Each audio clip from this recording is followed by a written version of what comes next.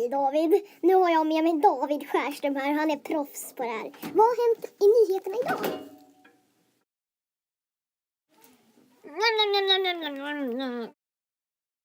Ja, här stod något som hände och det var ju helt fruktansvärt att någon gjorde så. Man får inte göra så, det är ju liksom nästan olagligt. Ja. Vi har klippt bort det värsta här. Ja, vi har klippt bort det värsta, det är nice.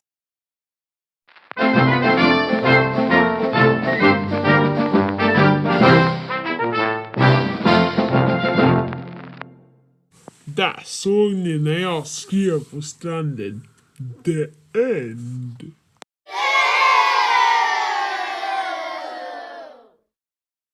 Jag vill ju ha applåder, fattar ni vet. Annars blir jag ännu surare än suraste tomat. Ja, det var allt för mig. David Skärström här på Nyheterna. Boing, boing, Harry, boing, boing. Hejdå!